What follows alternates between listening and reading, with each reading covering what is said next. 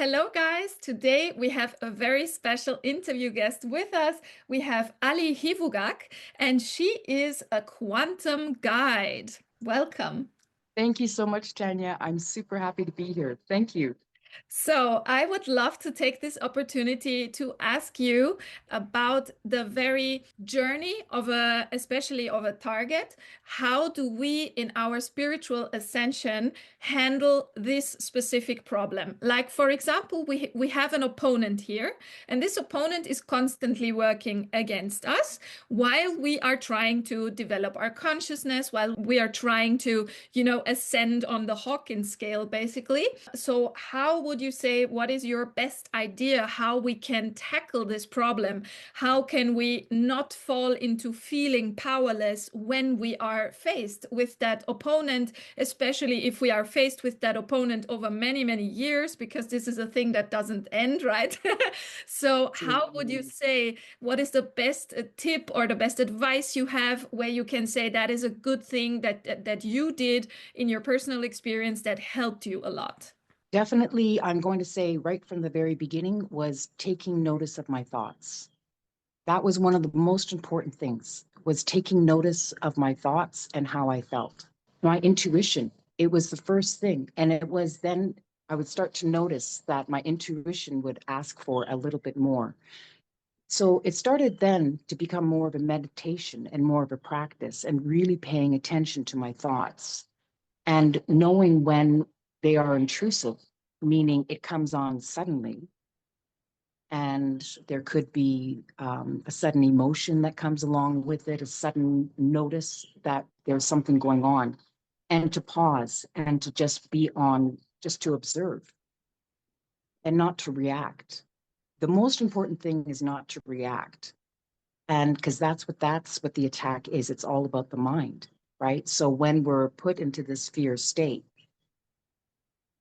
of being bullied, of being cornered, of being manipulated, of being lied to, of being just knowing that there's something happening that's out of sync, like it's not in, there's distortion in the energy field, and it's noticing that and taking stock, and as an energy worker and knowing your own what you're reading, that's really important because they're trying to confuse you, right? So this is confusion and panic that's coming in. So it's very important to notice that within yourself. This is where it's important to do the core wound work, because that's where they attack, where you feel bullied, you feel isolated, you feel alone and unloved, all of these base core lower chakra energies, which is what the opponent is always after, right? This is why so many of us who are neurodivergent have so many traumatic and very life-altering childhood experiences. So it's very important that we notice that, and we know that we're working in the quantum, and to pull yourself back in. So even intrusiveness like this, like with construction or anything, like, can you pull yourself back in? Do you think that these beings can get much more, let's say the word louche, out of a neurodivergent individual than they could out of a neurotypical? Oh, definitely. We have an incredible, vast access to imagination and to the quantum realm and to other things. And access to that is incredible. So this is why we're targeted. Like, because we're unable, they're trying to figure out how we operate, right? Why is it that we can't? And so they're always testing and trying to figure out. That's why we're such an interesting test subject for them, because they're trying to learn from us. Why is it that they can't do what we can do? Right. So it's for them then to access our fear, because they've been watching us, right? And it's all in our astrology as well. So it's important to know yourself and to know where these parts are within yourself, to know where your strengths are, because we're quantum neurodivergent beings, and we are able to access different parts of ourselves because we exist in the multiverse, right? So they want to know, how is it that we can do that? So when they access our fear, They stop us from our progression. That's why that's why, thankfully, we are all spread out, seeds that we are. Do you think that we are already blacklisted before birth? I don't know necessarily about the word blacklisted. I think that we're marked. We're Yes, definitely marked. definitely before we And are they're born. very aware. Oh, very aware of where we Mm. are. Because everything repeats, right? So they're Mm. also, so if we're able to see in the quantum and see what's happening and knowing who's going to have which baby or whose energy frequency comes from which bloodline, of course, we that interference can happen. And it's all about the unseen realms, right? And it's all about knowing, just knowing what we know.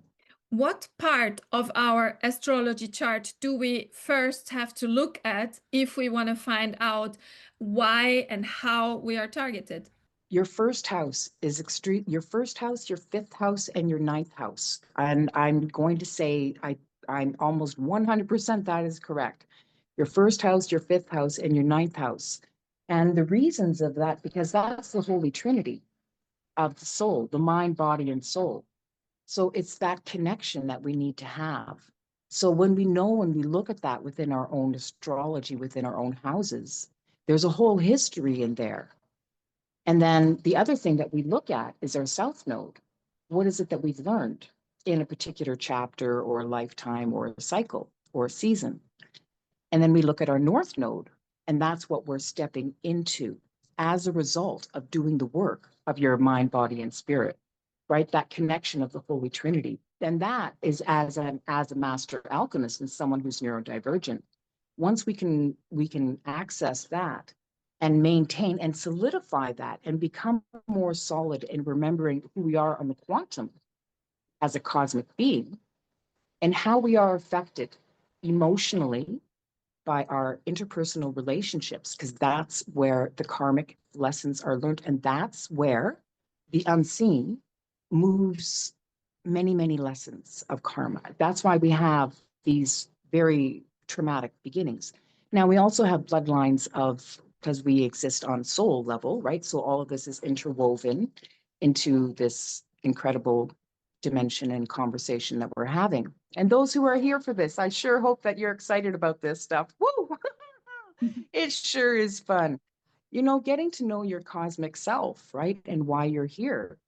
And then you get to know why it is that they're targeting you and where they can affect you. So where's your Gemini? So look at where your Gemini placement is. Uranus, because now there's a huge surge in communication, right? So what's going on in the how with Uranus? Where does that, for you? So that's how we really get to know, one, how we communicate. And when you've done the work in the body to work on those energy fields that are diet related, trauma related, that we weren't able to like move out in our fascia, right? So all of that is contained in our body. And so often we're sluggish, right? So our environment is part of that. And so we need to realize that. So this is taking control of your mind, body, and spirit, right? By taking control of something. And for me, I needed to take control of my mind. I would like to go more into this astrology thing because Yeah. I look at my chart right now, and for example, I see the first house. I see that there are two planets there, and I also see what zodiac sign is governing the first house. But how do I connect the dots? Well, it has to do with your identity. Oh, I have some incredible cards here I'm going to bring out just to assist with this because I had to break it down for myself. Like, there's so much information out there that it really needs to be, especially as a quantum person with ADHD, like we take information in this way, right? So it's important that we take a look at these different parts of our houses. And so our first house has to do with our identity and how we see ourselves, right? Our appearance, how we feel about ourselves, right? So that's in the first house. It's our characteristics. And it's also our destiny in the making. So what is your first house? Out of curiosity, just because it's part of who you are, right? Like this is your first house. You're a cosmic divine being, right? Like, and we're a stranger in a strange land, and we're trying to find a home somewhere, right? We're cosmic divine beings, and we all have a destiny. So it's important to know what it is that we're working with. right? And so that's where our ascending sign is extremely important. And then in our third house, we talk, oh, what is it? Yeah, the third house is all about communication. It's Gemini, right? And it's all about communication, and it's all about social media. So this is where Uranus is making this beautiful transit. So what's going on in your third house, right? This is what we ask, because this also has to do with memories, rumors, siblings, right? All about communication, interpersonal relationships, right? So this is like another house that we're looking at. And then in our ninth house, we're looking at religion. We're looking at Jupiter. We're looking at the religion of self. We're looking at ourselves within all of this. How does this apply? Right? So this is all within the core of who we think we are. And this is also what they look at. So what they're also looking at is your human design, right? They have access to other places and other kinds of information that they're applying, right? And they're also, so they've managed to see through certain unseen realms that most of us have not been taught. That's why it's really important that we start talking about this more in a scientific kind of straight approach, plain language kind of way, and not have it all be like hidden behind all this like this hidden stuff that's all secretive, because we need to take control of this, because it's sovereignty of self, right? It's sovereignty of our soul. And that's mind, body, and soul. And that's the Holy Trinity. And when we have that, we're then able to start making decisions as it relates to finances and love, which is a lot where we're mostly affected, because that's the lower chakra realms that they operate in, right? So we end up in all these lessons, but also realizing the harmony and the game of it all, the cosmic game. It's important to laugh at it. It's to get to the point where you can laugh. I mean, through the tears, of course, right? I But agree. you need to have to laugh at it. And that's how we end up in this position of being a master alchemist, of being the magician and being the one who creates your own reality. What would you say is the gift in all of this? Because I firmly believe that it's not only a curse. I mean, yes, it is a curse. Yes, it is hard. Yes, it is super, super lots of hardship.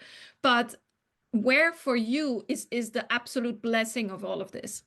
Is knowing I am complete. No matter where I am complete. These parts of me that I thought were disregarded, the disowned self of my own troubles and stories, right, that had been told to me over, and my experiences as well. So this is where the important element is really going in and doing that soul retrieval work and taking a look at really what is triggering you at that moment. Is it someone who's bullying you? Because we often stand up for justice, right? So we're surrounded by bullies. And then we're victimized to a point where we're, right? So it's really knowing yourself, to know that we're loved in all dimensions and realms and seen, and we're supported by our spiritual team, right? Like we're left alone in isolation and attacked, but somehow we've always made it through. And there's something new that happens, right? So we've made it through different seasons of our lives of lessons that the universe, because we are cosmic, we are one, right? So there's there's something in there that we need to recognize, where our karmic lessons and those who have taught them to us also want us to succeed in some way as well. Do you think that theory might be true? Because I have a strong feeling that it is so, but it doesn't have to be true. I have a feeling that by carrying this load, I also make it easier for people who come after me in my bloodline. Like when I look at how much hardship the people before me have gone through, which is really extreme, and I look at what I go through now, I really have the feeling that we make it easier for later generations to come. That's exactly right. And that's why we are brought here. And that's why we change our own DNA, because we change our cells, right? Everything can be regenerated. And it's the stories that we tell ourselves. And it changes everything within our bodies. And then any children that we have, that core memory, because everything is epigenetics. So that strength is also passed down. Keep that in mind, right? Our nature over our nurture, and everything that we do affects the next 7 generations. This is why the children are so important, and this is why the children are being targeted, and the women as well, because they hold the eggs. And this is why the big shift is happening. Recognizing this, and this is universal order. This is cosmic law. When you look back onto your life and you know now that you are a target and you look back on your life, you suddenly see things that actually seem totally strange.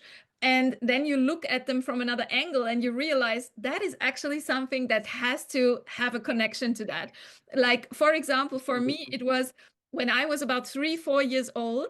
We were in a pyramid. This was a huge pyramid, a glass pyramid, and inside was a kind of a public bath, like, you know, with pools and stuff like that, inside of that glass pyramid.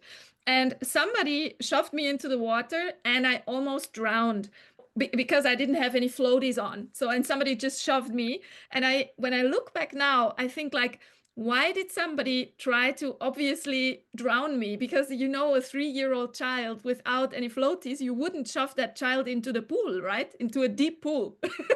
Nobody who would do that. So I thought that must have been like one of their first tries to actually get me inside a pyramid and maybe make a little sacrifice out of me there.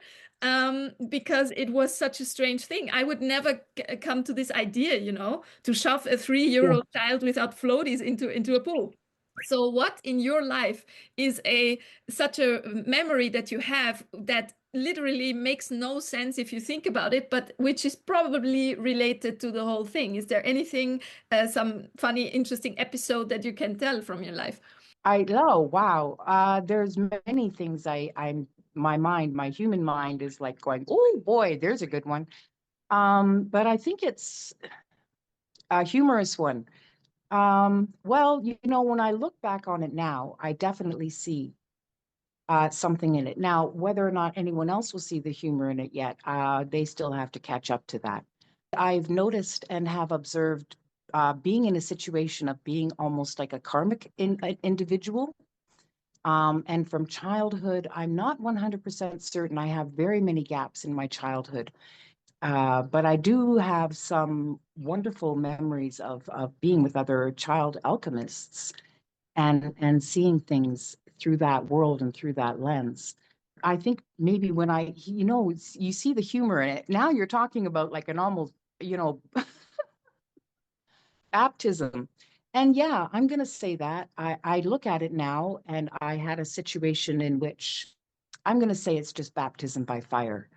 And that has been my whole life. And I'm going to say for your situation that you have experienced there, that is a sink or swim on a spiritual level. And do you have it, like, and your spiritual team stepping in? Because you were in a holy pyramid and you are baptized, sister. You were being put into the water and seen by the Most High. Like, keep that in mind. That's another lens to see that in. And as a quantum person who sees things, because I work with a lot of the energies of Ma'at and they come through very clearly. And this is the cosmic humor of it all. And it's dark, it's dense, it's very, very bitter. It's very, very dark. And are you able to see that? Right. So when I say, yeah, like I've had situations where I see the humor in it now where individuals had done certain things to me as a sacrifice as well.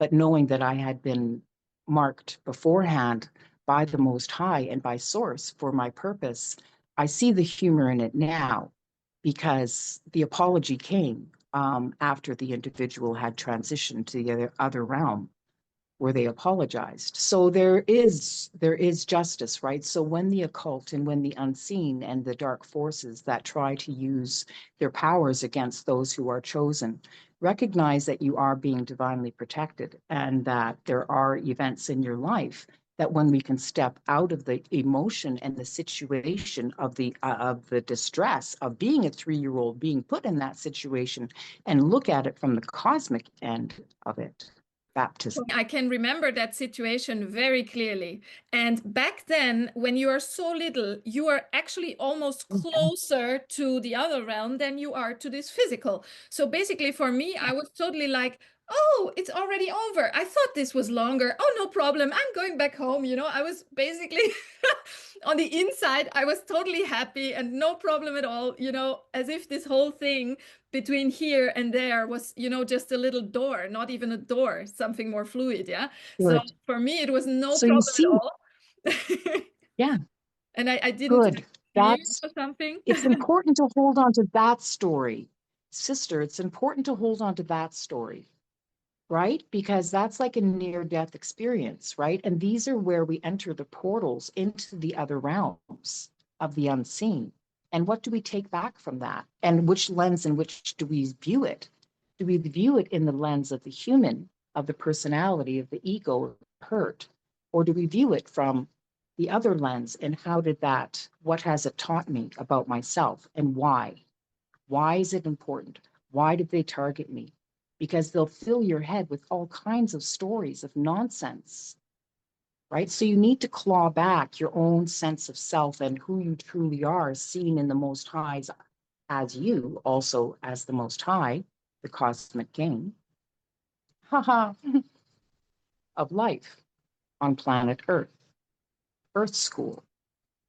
I have a concept of the whole thing. Let me know what you think about it. So my concept is basically the universe is absolutely benevolent and God loves us and every child of God is equally important and everything. But the Earth School is like a playground that has been hijacked. So the playground was actually meant for you to play, for you to try out different things.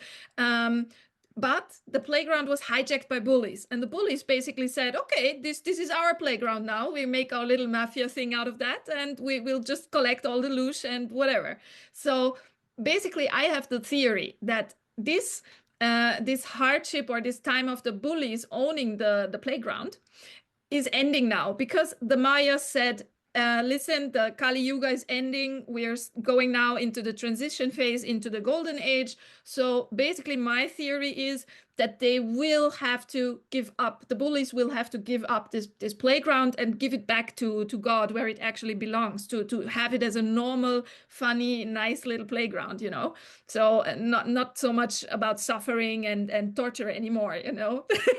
So that is my theory.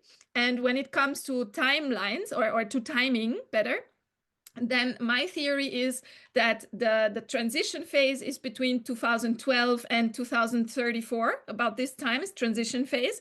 And then afterward, we slowly start to go into the golden age. Like, you know, up until, let's say in about 60, 70 years, it's going to be looking much better on this planet than it does now. That's my personal theory, how I look at it. Would you confirm certain things, or would you say I have a completely different view, or what is your take on that?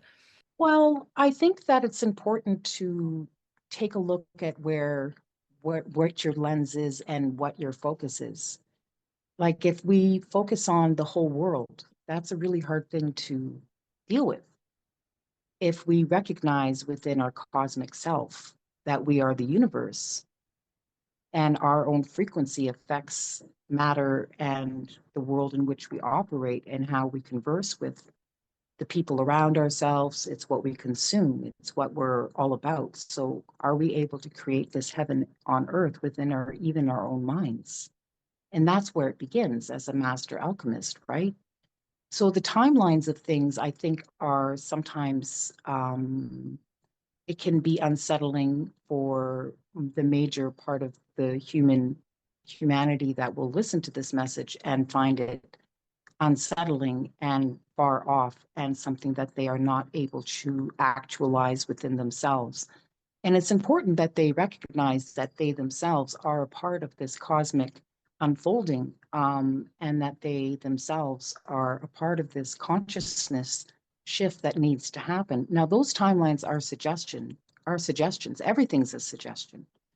And when there's enough minds that come together who are master alchemists and who are strategically placed and trusting and knowing that everything is unfolding as it needs to. Like, and when we have to keep in mind, people have their own soul's contracts.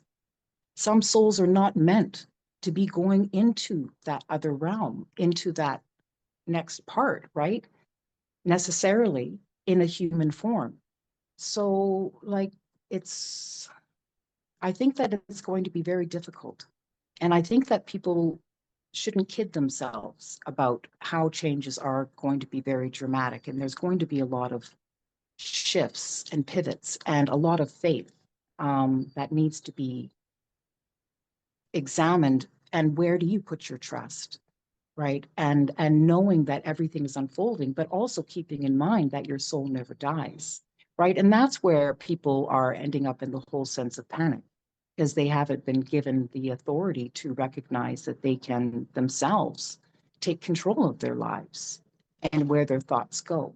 So this can, and this is also the beautiful part is that there's enough resources and star seeds like ourselves and those who are on missions, those who come from different places and are in different places and in different placements as well within strategically needed spaces, are all themselves coming into their own realization of how they can participate in making this change happen in terms of redistribution of wealth and assets, and going back to the principles of the principalities of what humanity is. As we only have 10 minutes left, I would like to ask one question because you were talking about control and what is in our control and what is not in our control. So I believe that this here is a co-manifestation. So if I manifest for myself that I get $10 million in the lottery, but let's say my mother, my father, my grandfather, and my niece are maybe manifesting for me that I am poor and that I have nothing. Then basically, I mean, there are 4 or 5 people manifesting against me, and me just being me, manifesting for myself. Where do you see is the power struggle, the power game? Would that outnumber me, or would you say, Tanya is backed by her spirit guides and by her ancestors and by God, so she has more of a manifestation power here? Oh, absolutely. That's absolutely right. And this is where we go back into your ninth house, where you have your spirituality, right? This is the religion of yourself. This is the philosophy of who you are. How do you create this, right? And when Jupiter, this is all about Jupiter. This is about wealth. This is a Venus energy. This is all like that, right? And knowing that they have no power over you. Remember that. They have no power over you. You are a cosmic divine being. They are operating within a much lower dimension. Why would we even pay attention to them? We're walking gods. Like, we need to remember that. We're walking gods. We know so much more. And the darker elements, they actually have no power over you at all in any which way, shape, or form. Because the light always wins, right? Love. And just, there's nothing you can do about them just to cut them from your reality. Like, you need to understand and remember that, yeah, there's a lot of unseen, right? And they do work in darker elements, that's for sure. And they're trained to. And that's why they've taught you how to be a master manifester and to have everything timed and believe that the universe is, everything is timed for you to unfold exactly when it's meant to. So that's why it's good to take a look at your astrological chart and look at it as a cosmic and not look at it as a Western, like, this is who I am and this is all basic pedestrian, like, newspaper stuff. Like, do a deep dive into who you are as a cosmic divine being and know who your spirit guides are.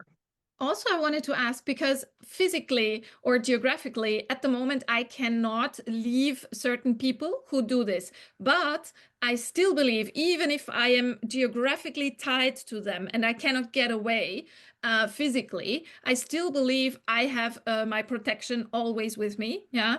And that Mhm. there is no problem, even if you are physically still tied to that person. Let's say maybe you are married to an abusive husband and this husband is beating you or whatever, and you have no money and no job and nothing, you can't get out. Still, if you work, I'm absolutely 100% sure, if you do protection work, protection spells especially, cleaning your aura with salt, cleaning your house with sage, whatever you can do, whatever there is, I still believe this holds tremendous power, even if we can't go away physically. That's right. I agree. I do as well. It's important to keep our own personal space and have a personal space for ourselves in our spiritual practice where we connect with ourselves. Very much so. And to know that you're always divinely protected, like you're creating a lattice work as a neurodivergent. It's important to put a lattice work around yourself because we work in the quantum. So they're always trying to feed off of us, right? So they'll try and touch us, they'll try and hug us and all of these things. So it's important to have this energy force field around you, remembering you're a Jedi.